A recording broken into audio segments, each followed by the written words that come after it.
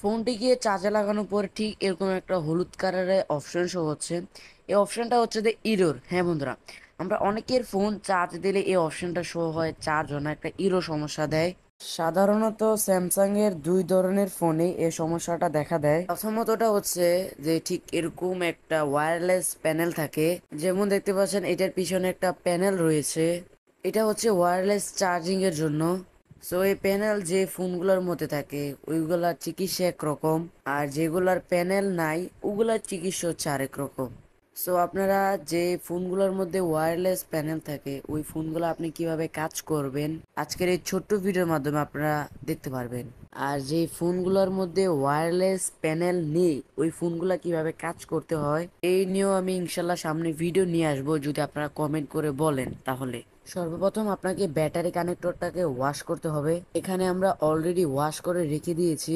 আপনার যদি মনে হয় ব্যাটারিটা অতিরিক্ত ড্যামেজ তাহলে আপনি একটা নতুন ব্যাটারি দিয়েও চেক করে দিতে পারেন।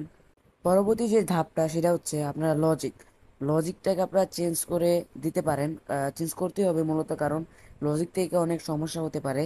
যদি তারপরে না হয় তাহলে আমাদের যে ওয়্যারলেস যে প্যানেলটা আছে এটার যে অনেক সময় লুজ কানেকশন হয়ে থাকে, লুজ কানেকশন থেকেও এই ধরনের প্রবলেম হয়ে থাকে। তো অবশ্যই এটা ভালোভাবে টাইট করে ফিটিং করে রাখবেন আপনারা। তারপরেও যদি না হয় তাহলে ওয়্যারলেস প্যানেলের মধ্যে একটা রেজিস্টার থাকে, ওই রেজিস্টারটার কারণে কিন্তু আপনার এই সমস্যাটা হতে পারে।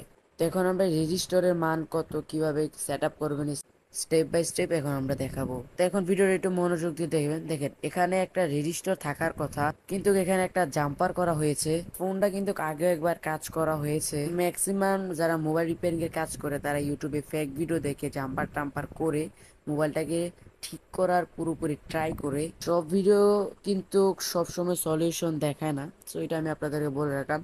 তো যাই হোক, এখন ফোনটা কিভাবে কাজ করবেন চলুন স্টেপ বাই স্টেপ দেখিয়ে দিই। যেহেতু আমাদের ওয়্যারলেস প্যানেলে একটি থার্মাল রেজিস্টর প্রয়োজন, তো আমরা স্যামসাং এর একটা বোর্ড থেকে একটা থার্মাল রেজিস্টর খুঁজে পেয়েছি। এবং আপনারা আগেই জেনে রাখুন এই রেজিস্টরটার মান হতে হবে 20 থেকে 70 কিলো। সো এই মাপে আপনারা একটা রেজিস্টর মেপে, সেটা বোর্ড থেকে হোক বা যেইভাবে হোক সঠিকভাবে মেপে জাস্ট আপনারা লাগিয়ে দিবেন। তো বন্ধুরা, লাগানো কমপ্লিট হয়ে গেলে এখন আপনারা সেটটাকে আবার সবকিছু ঠিকঠাক করার পরে ইনশাল্লাহ সেটটা আবার নতুনভাবে চলা শুরু করবে। তো চলুন দেখিয়ে দিই আমি সবকিছু আবার ফিটিং করে নিচ্ছি, সেটটা চালু হয় কি না।